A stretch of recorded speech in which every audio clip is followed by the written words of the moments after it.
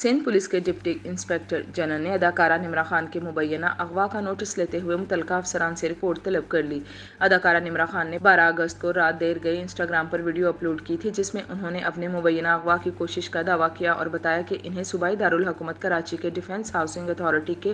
Phase 8 سے اغوا کرنے کی کوشش کی گئی۔ اداکارہ نے تقریباً 10 منٹ دورانیے کی ویڈیو میں واقعے کی مکمل تفصیلات بتائیں اور اپنے اغوا کی کوشش پر بات کرتے ہوئے آبدیدہ بھی ہو گئیں۔ انہوں نے ملک میں خواتین کی حفاظت پر بھی سوالات اٹھائے اور کہا کہ 3 ملزمان نے ان کے پیٹ پر پستول رکھ کر انہیں اغوا کرنے کی کوشش کی، لیکن انہوں نے فرار ہو کر اپنی جان بچائی۔ اداکارہ کی ویڈیو وائرل ہونے کے بعد D I G south Asad Raza نے نمرہ خان کے مبینہ اغوا کی کوشش کے واقعہ کا نوٹس لیتے ہوئے سینئر سپرنٹینڈنٹ آف پولیس سے رپورٹ طلب کر لی۔ علاوہ ازیں پولیس ترجمان نے تصدیق کی کہ نمرہ خان نے بھی ڈیفنس پولیس سے رابطہ کر کے اپنے ساتھ پیش آنے والے واقعے سے متعلق تفصیلات فراہم کی ہیں۔ پولیس ترجمان کے مطابق نمرہ خان ڈیفنس پولیس تھانے پہنچ کر فرسٹ انفارمیشن رپورٹ دائر کروائیں گی اور ان کی جانب سے دائر مقدمے کی روشنی میں تفتیش کر کے ملزمان کو کٹہرے میں لایا جائے گا۔ دوسری جانب شوبز شخصیات نے بھی نمرہ خان کو مبینہ طور پر اغوا کرنے کی کوشش کے واقعے پر شدید برہمی اور افسوس کا اظہار کرتے ہوئے شہر کی سیکیورٹی پر سوالات اٹھا دیے۔